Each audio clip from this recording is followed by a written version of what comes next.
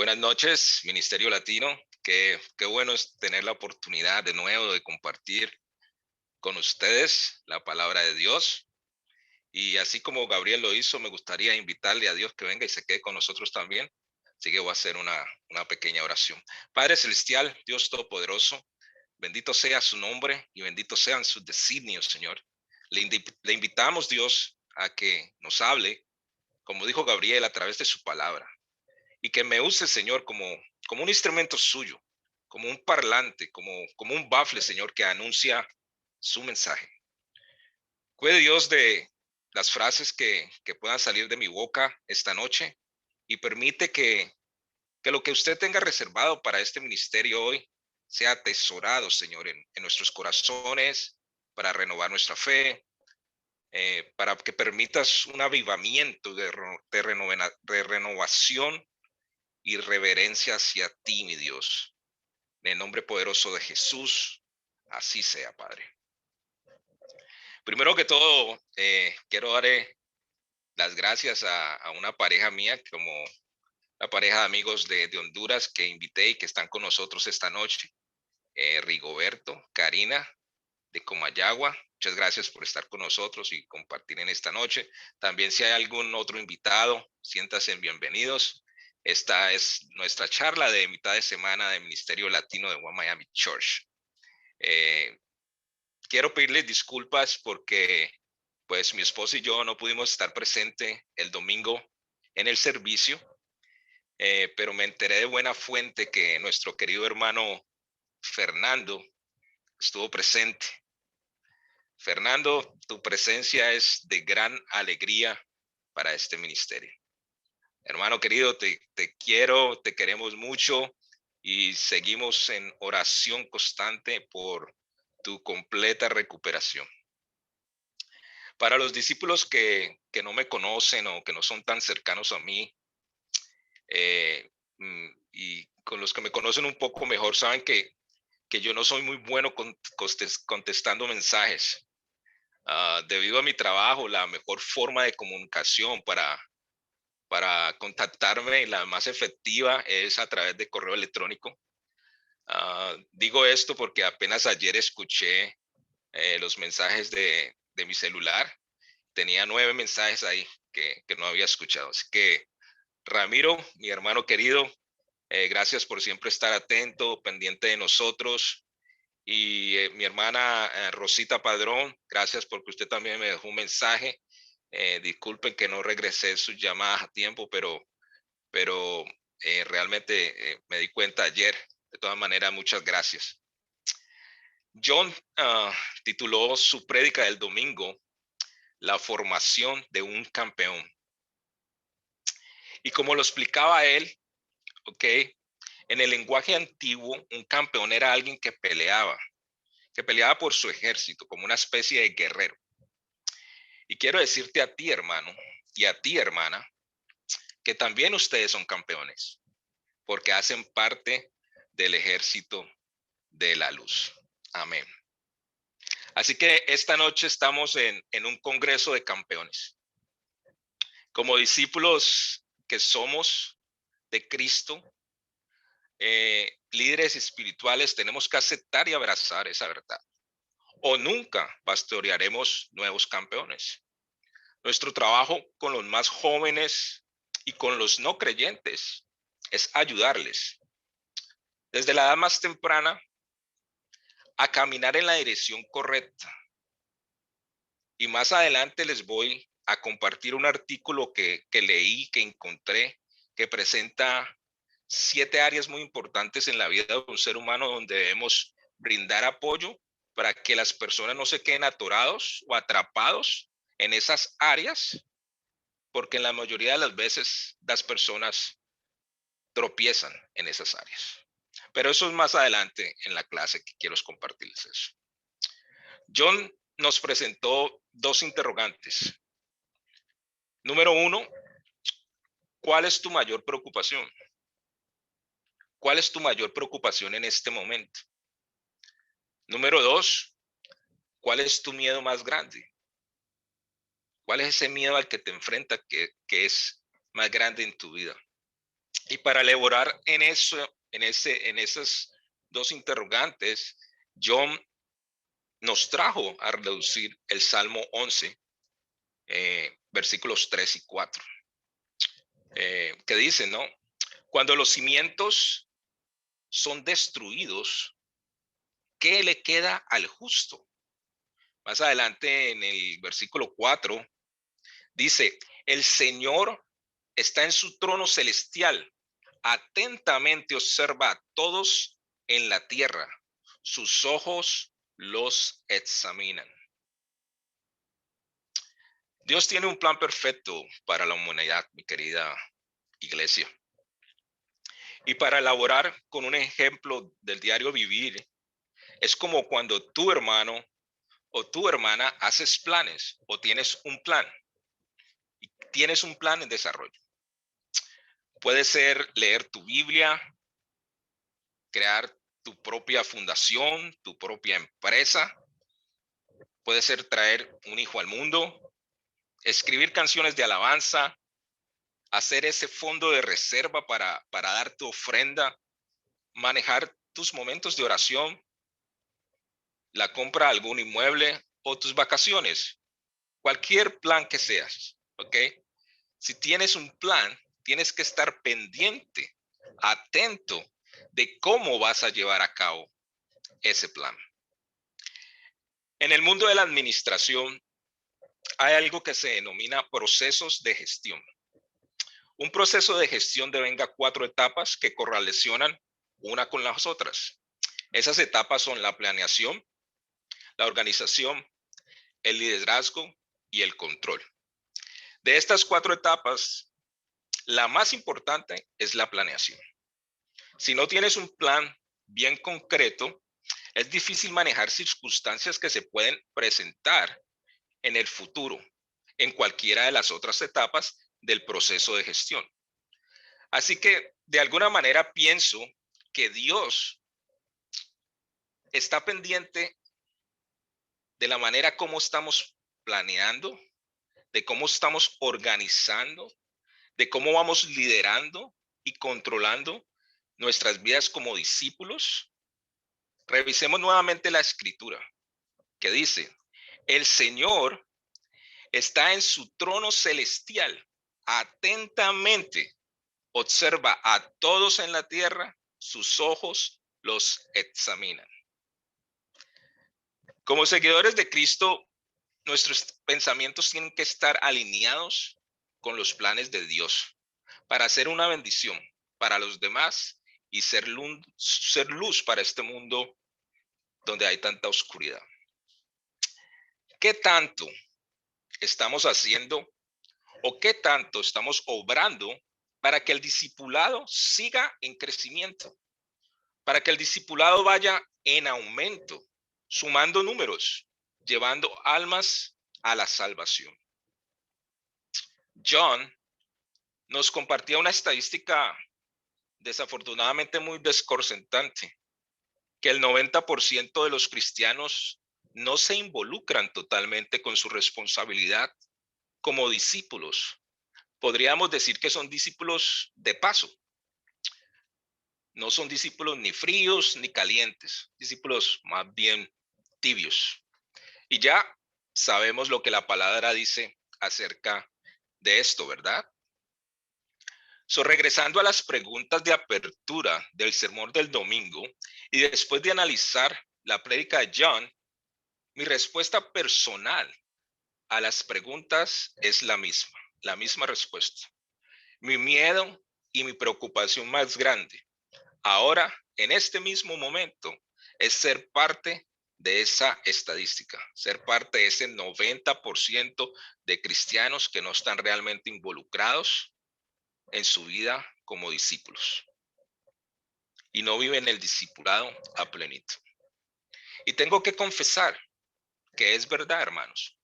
En lo personal, en mi relación con Dios, con la iglesia, hasta con la gran comisión, me encuentro en un estado muy pasivo, como esperando a que Dios me hable y me diga detalladamente, Hernando, este es el plan que tengo para ti. ¿ok? Así quiero que lo organices, así quiero que lo trabajes, así quiero que lo lleves a cabo. 1, 2, 3, 4.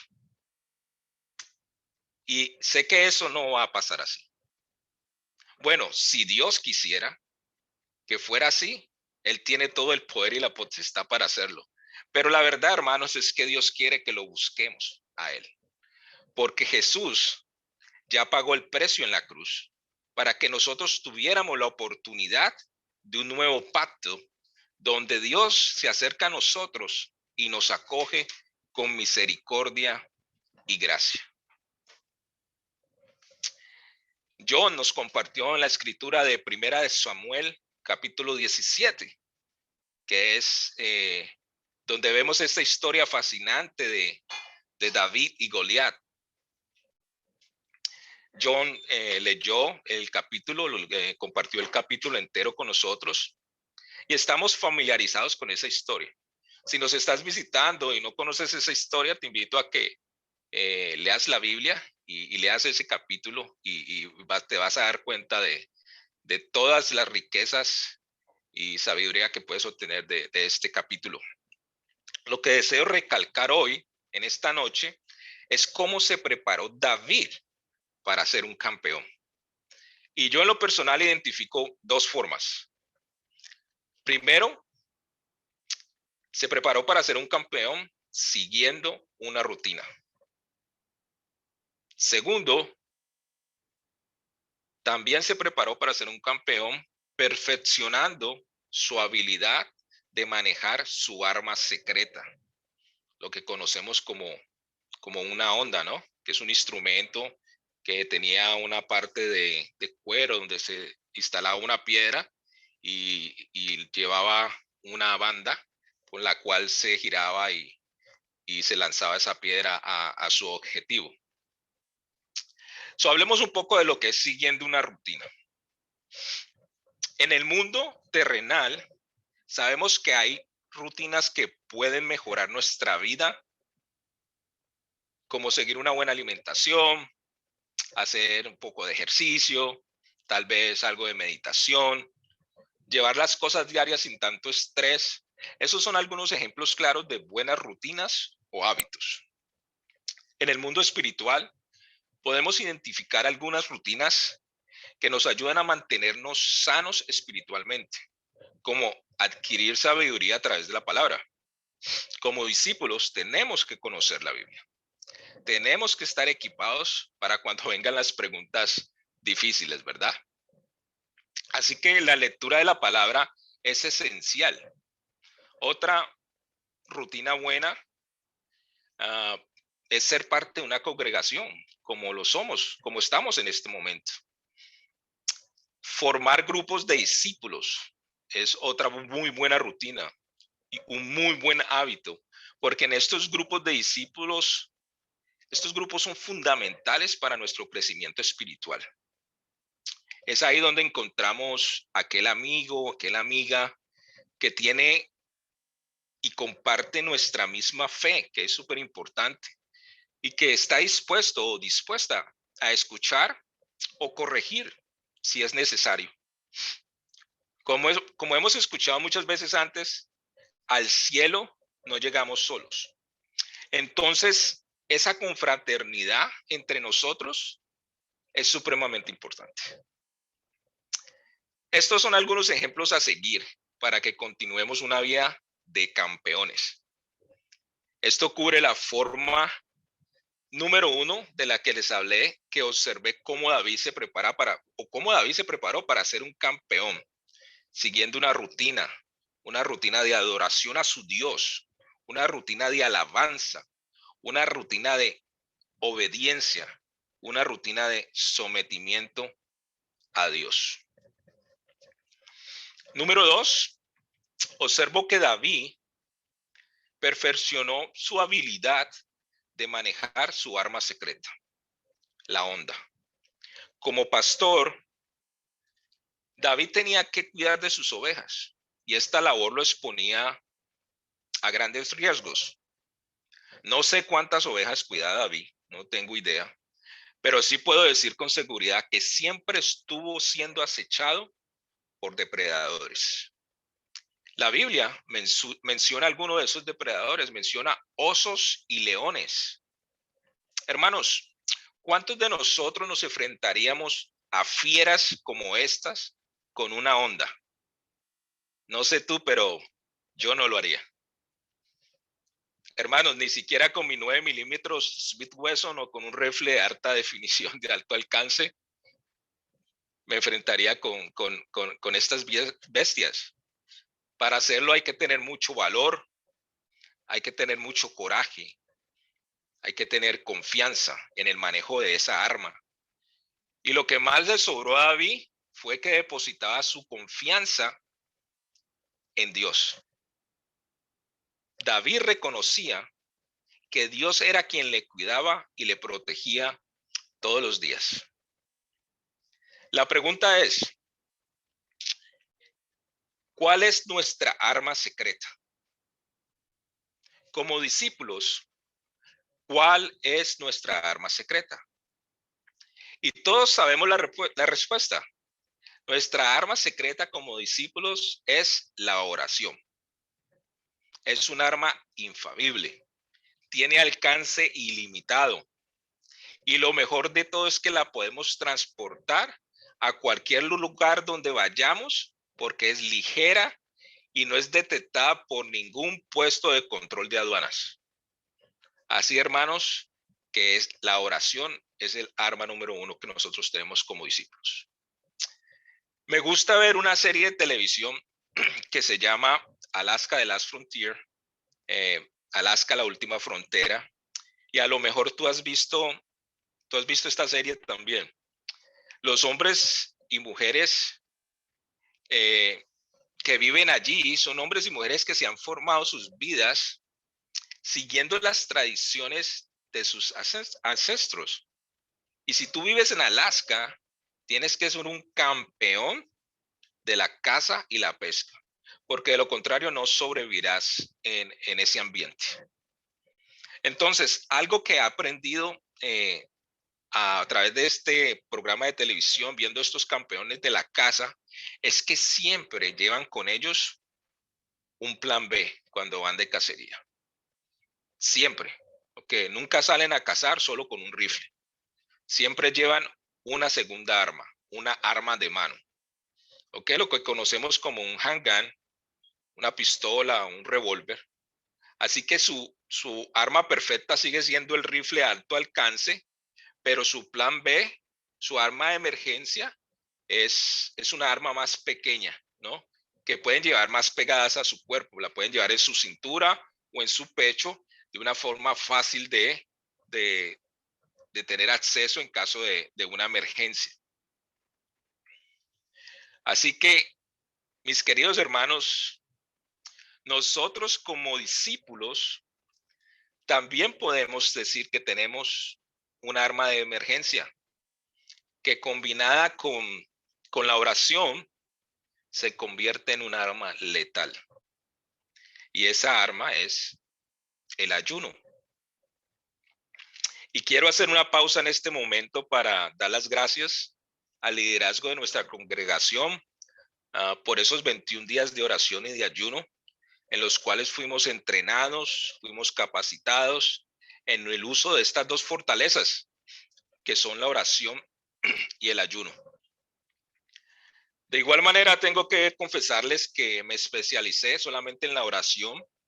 Con el ayuno no me fue muy bien, pero creo que es una cuestión de disciplina, de entrenamiento, de dedicación y de deseo de estar preparado para cumplir el plan de Dios. Así que seguiré en mis esfuerzos de aprender y de estudiar un poco más acerca de este tema del ayuno. Estas dos armas, la oración y el ayuno, y nuestra total confianza en Dios, nos ayudarán a mantenernos siendo campeones espiritualmente. Veamos la respuesta de David ante el gigante. David le respondió al gigante, a Goliat: tú vienes contra mí con espada, lanza y jabalina. Pero yo vengo contra ti en el nombre del Señor Todopoderoso, el Dios de los ejércitos de Israel. Hoy mismo el Señor te entregará en mis manos y yo te mataré y te cortaré la cabeza. Y todo mundo sabrá que hay un solo Dios en Israel. Todos serán testigos que el Señor salva sin necesidad de espada. La batalla es del Señor. Amén. Así es como David le respondió al gigante. John nos compartía cómo Israel, aun siendo el pueblo escogido por Dios, llegaron a ser infieles y se enamoraron de las cosas que ofrecían otras naciones. En vez de invitar y convidar a estas naciones a que conocieran su Dios, por lo contrario, se dejaron llevar por las cosas del mundo. Pregunto, ¿cuántos de nosotros hacemos lo mismo? ¿Cuántos de nosotros también nos dejamos llevar por las cosas del mundo, verdad? Sabemos lo que Dios quiere para nosotros, conocemos la palabra, tenemos fe y aún así en muchas ocasiones somos jalados, atraídos por lo que ofrece el mundo. Y es ahí cuando nos alejamos de Dios y desafortunadamente pues caemos en pecado.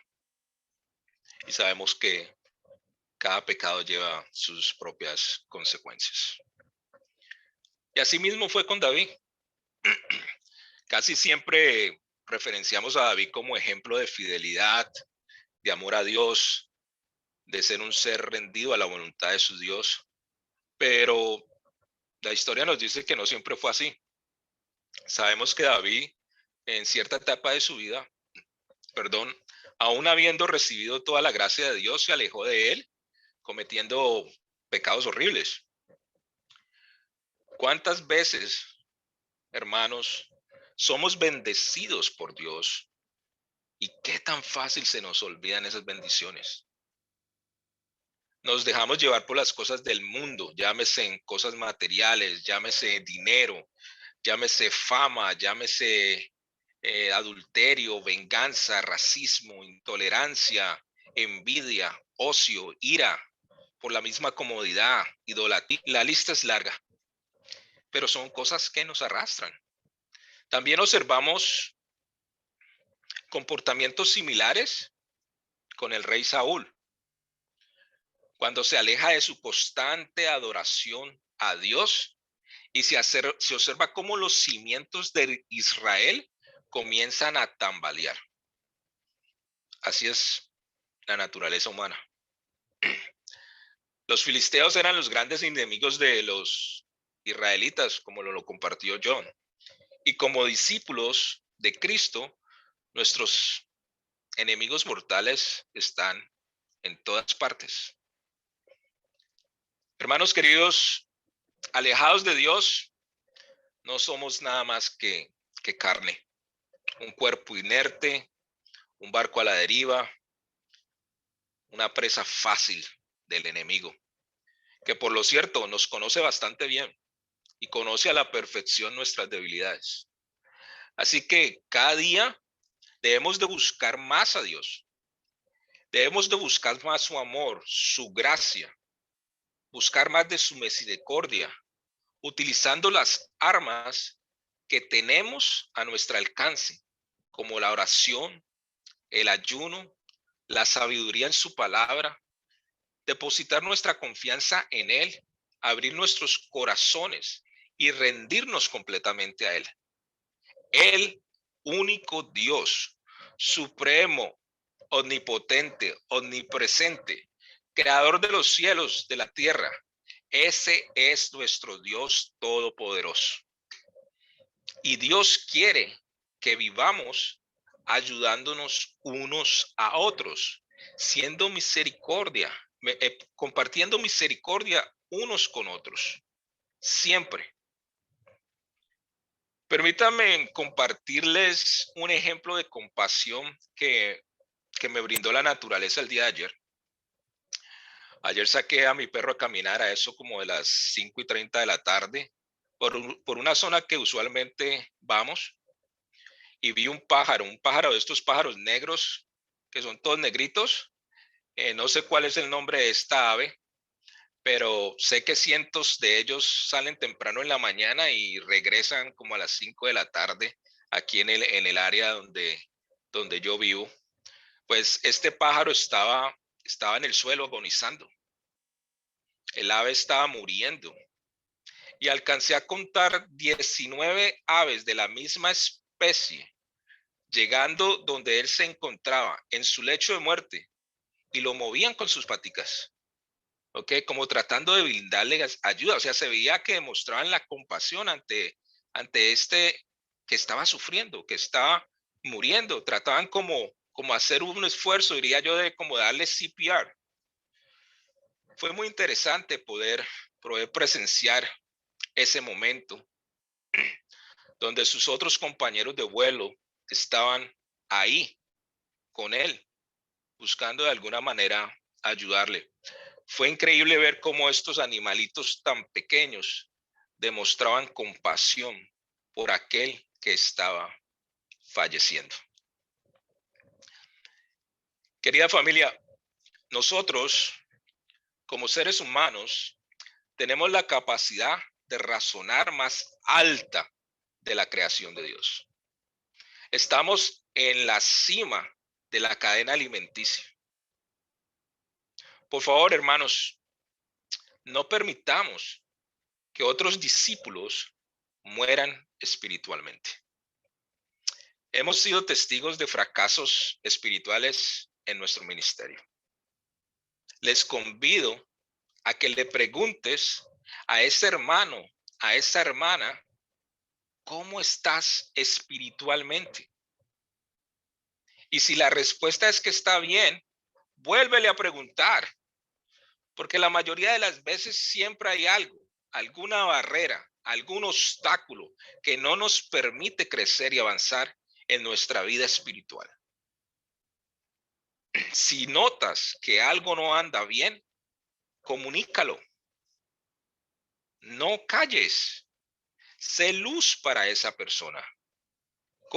Comprometámonos realmente de una manera genuina unos con otros para así poder llegar algún día juntos al cielo.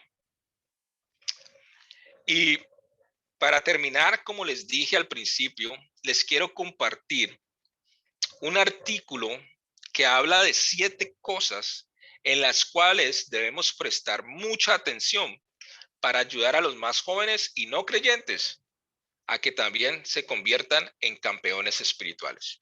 Te voy a pedir de favor que, que tengas con qué anotar, y le voy a poder pedir el favor a alguien que ponga en el chat las escrituras porque no las voy a leer, pero me gustaría que las anotaran y que más adelante las pudieran leer y estudiar.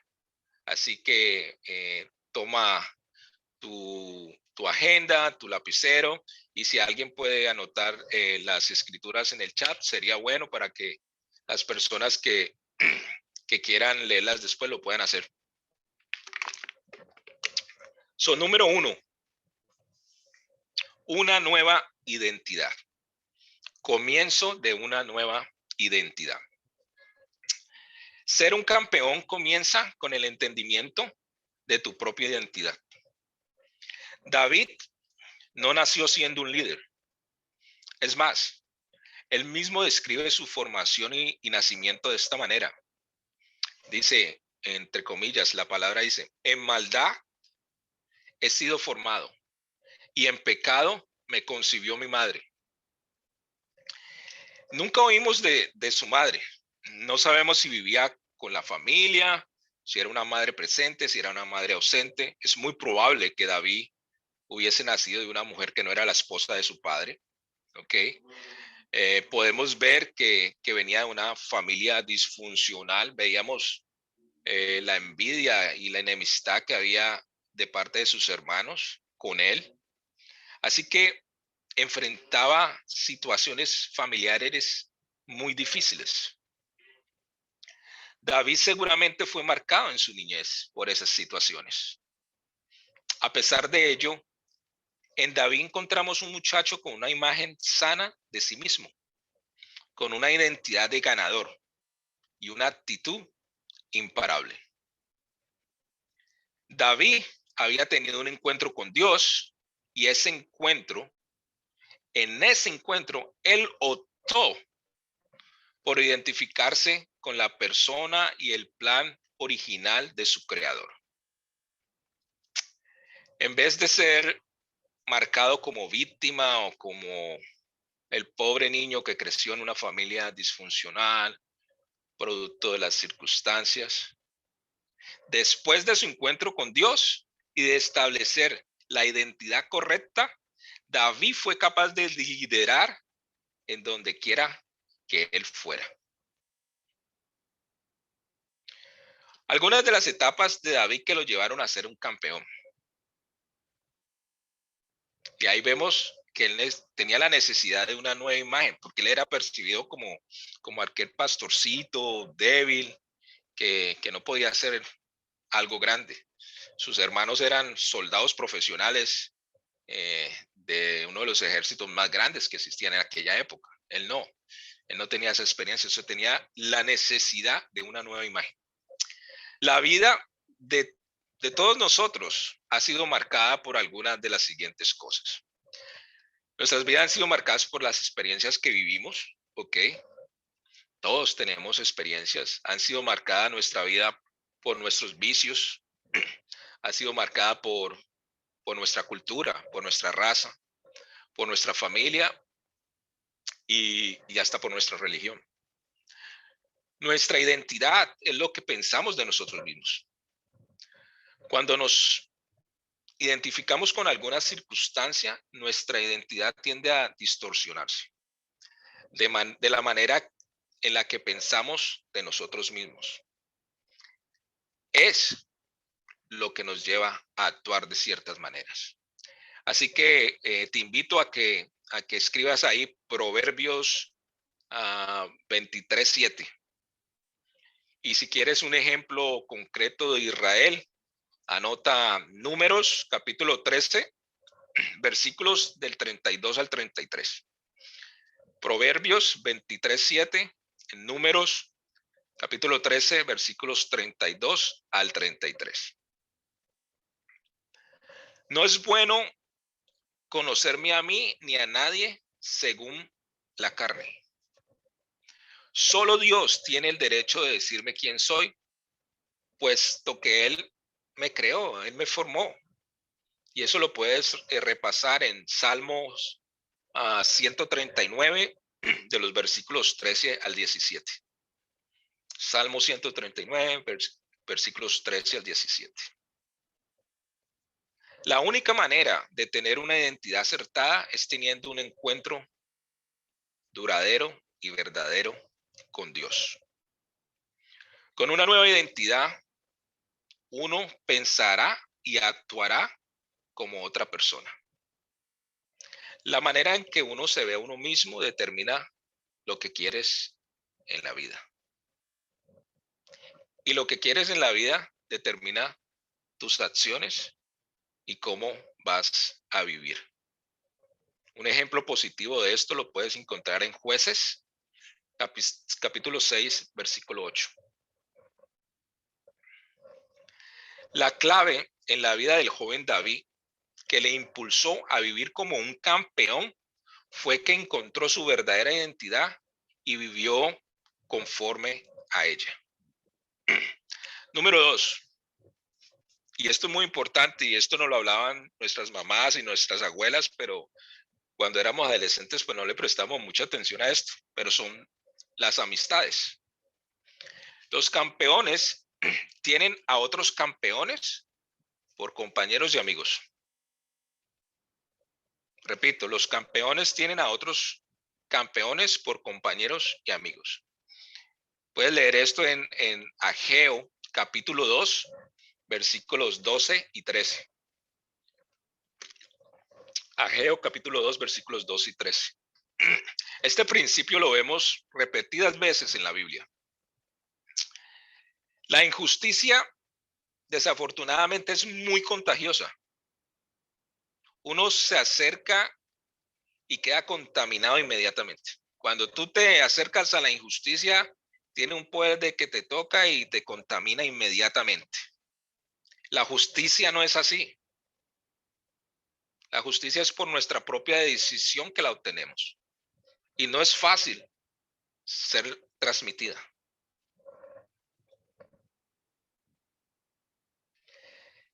Nuestros amigos ejercen una gran influencia en nuestra vida.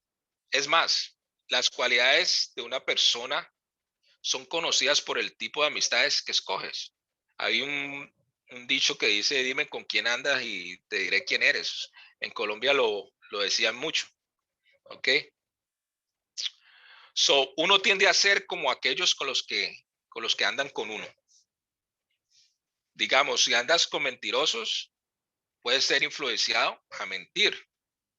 Si andas con mal hablados, de alguna manera vas a ser influenciado a hablar groserías. Si andas con gente mediocre, puedes llegar a ser influenciado a la mediocridad. Si andas con gente justa, serás influenciado a la rectitud. Si andas con gente que da, muy probablemente serás influenciado a la generosidad. Así que las amistades realmente tienen un poder de influenciar nuestras vidas. Es mejor una buena relación con un amigo que con muchos conocidos. Una amistad duradera tiene algunas de estas características. Los amigos se entienden el uno al otro. Los amigos no se hacen cosas ofensivas, por lo menos tratan de evitarlas al máximo. Los amigos se motivan, se levantan, se ayudan a crecer mutuamente. Los amigos son leales aun cuando tú no estés presentes. Los amigos también tienden a defenderse. Y los verdaderos amigos se sacrifican el uno por el otro. Así, mis queridos hermanos, que los campeones necesitan amigos para lograr grandes cosas. Y eso lo podemos leer ahí en Proverbios 27, 17. Número 3, la multiplicación. Los campeones, como nosotros, vivimos con la actitud de dar, de multiplicarnos, de dar a otros. Y no esperamos que nos den. Nos gusta dar. Una de las actitudes por la que los niños y los adolescentes y los jóvenes son más conocidos es por su egoísmo. Pues tienen esa mentalidad, esa forma de pensar, ¿qué me vas a dar? Yo, todo soy yo. Entre más rápido podamos cambiar ese enfoque en sus vidas, más rápido vivirán o aprenderán a vivir como campeones. Número 4, la pasión. Los campeones viven apasionados y tienen celo por cumplir sus sueños. Los campeones, por su pasión, lideran, tienden a ser líderes y a liderar a otros. Podemos leer algo de eso en Gálatas, capítulo 4, versículo 18. Gálatas, capítulo 4, versículo 18. Las personas sin pasión no hacen mucho, ni motivan a otros a actuar. David encuentra en el valle de Elat al ejército de los filisteos y al de Israel frente a frente, listos para el combate. El líder de Israel, Saúl, tenía su ejército en orden, listos para la batalla. Sin embargo, no hubo guerra. ¿Por qué? Porque el líder siempre marca el paso. Y aunque había orden, había estructura y había una causa, la falta de pasión en el líder detuvo todo. como nos lo habló John, era necesario un cambio de líder para motivar el ejército.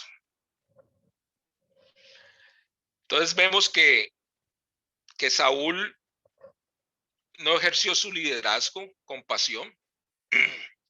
Las personas bajo el liderazgo de Saúl no superaron su propio ánimo. La falta de pasión trajo un estancamiento en el plan de Dios. El poco ánimo en el liderazgo produce eso, produce confusión y produce miedo. De tal manera que Saúl tuvo que ser reemplazado por un nuevo líder. Recordemos que la pasión mueve a las personas. Y la pasión requiere enfoque. Entre más claro el enfoque, mayor la intensidad. La pasión de un campeón es un requisito en el liderazgo. No es una opción, es un requisito. Lo que la Biblia dice acerca de la pasión y el liderazgo, lo puedo resumir muy corto aquí en Isaías 59, 17. Isaías capítulo 59, versículo 17. Jesús se cubría de pasión como si fuera un manto. Muchas veces la única diferencia entre el éxito y el fracaso es el ánimo. Y eso lo podemos leer en Josué capítulo 1, versículos del 6 al 9. Vuelvo y repito, muchas veces la única diferencia entre el éxito y el fracaso es el ánimo, la pasión que le pongamos a las cosas. Entre más alto el nivel de liderazgo, más importante es la actitud de buen ánimo. Segunda de Corintios 4:1. Segunda de Corintios capítulo 4, versículo 1. El que está al frente necesita liderar con celo. Romanos 12:8. Número 5. Y esto realmente lo vine a aprender fue ahora que tuve la gran bendición de ser parte de la iglesia, parte del ministerio, de lo importante que es la elección de tu pareja. La persona con quien te cases determinará qué nivel vas a vivir como campeón. Virtudes importantes que debes de buscar en tu pareja, pero una sobre todas, la más importante, es que esa persona esté comprometida con Dios por sobre todas las cosas. Tiene que haber ese compromiso con Dios por sobre todas las cosas. Otras características que puedes buscar y que tú puedes ofrecer también como pareja en una relación es hacer lo correcto, no importa las circunstancias. Por sobre todo, obedece la palabra y los principios que hay en la palabra. Tiene firmeza, siempre firmeza en tu estilo de vida. Y aprende a amar genuinamente. Algunos buenos valores que van de la mano con esto que acabo de hablar son la honestidad, la humildad, la rectitud, la generosidad, la responsabilidad y la afabilidad. La afabilidad es el buen trato personal, ¿no? Inspirar a otros a la grandeza, como lo hizo Jezabel con su marido Acab. Primera de Reyes, capítulo 21, versículo 25. Primera de Reyes, capítulo 21, versículo 25. Tener un corazón para servir a otros, como hemos hablado ya muchas veces. Un corazón para servir a otros realmente nos produce una gran satisfacción, nos produce grandeza espiritual. Es como ejemplificar la vida de Jesucristo en nosotros. Da la plataforma que se necesita para poder influir de una manera positiva, una manera buena a los demás. Es esencial para tener un buen matrimonio y para poder impactar a esta generación como pareja, tener todas esas virtudes. Número 6, la obediencia. Un campeón crece siempre en el servicio a los demás, siendo obediente y fiel a Dios y a su plan. La obediencia a Dios nos puede llevar a perseverar ante cualquier dificultad, ante cualquier tribulación. Siempre vamos a tener obstáculos, y algunos obstáculos potenciales los podemos encontrar en nuestra propia familia, enemigos, tal vez en propios amigos, leyes civiles. Un obstáculo puede ser el tiempo o los recursos, pero hay que tener integridad en todos los asuntos. Integridad la podemos definir significa como sentirnos completos, estar completos. Cuando se usan las palabras integridad o íntegro aplicadas a una persona, se está hablando de que está completa en carácter, no tiene falla, no tiene falta en ninguna de las áreas de las que hemos hablado. Es una persona que tiende a cumplir su palabra, que tiende a respetar la autoridad, a ser prudente cuando habla, a ser honesto.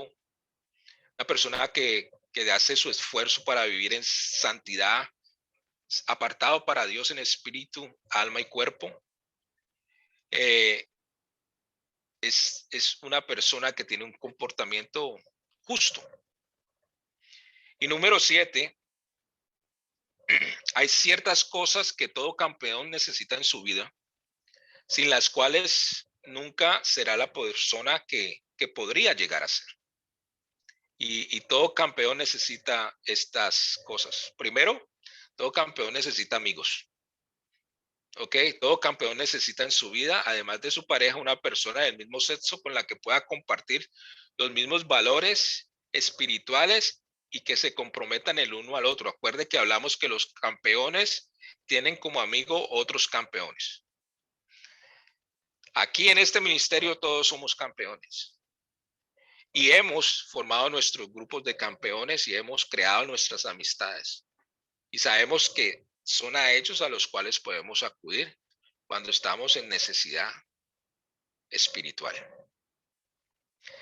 Los campeones también necesitan de alguna manera un mentor, alguien a quien seguir. Y eso lo vemos en nuestro ministerio. En nuestro ministerio hay muchísimos mentores. Yo he aprendido muchísimo de muchos de mis hermanos.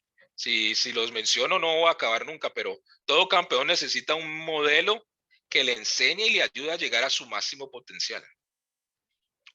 Una causa, un motivo, un sueño, una razón para vivir. Pero sobre todo campeón necesita a Dios. Salmos 71:17.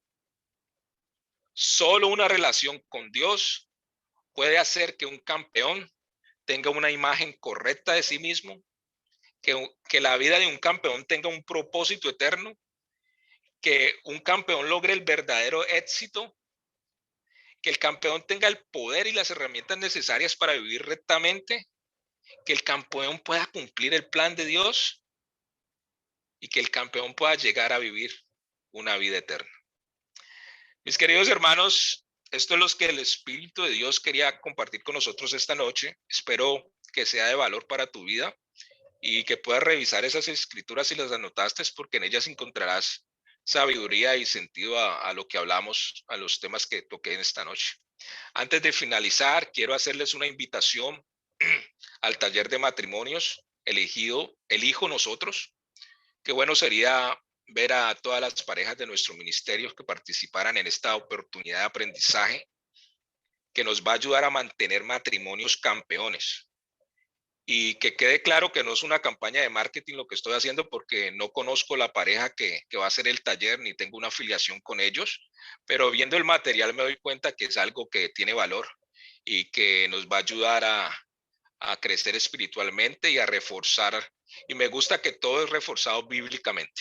Así que por favor, si no te has inscrito, es el momento de hacerlo.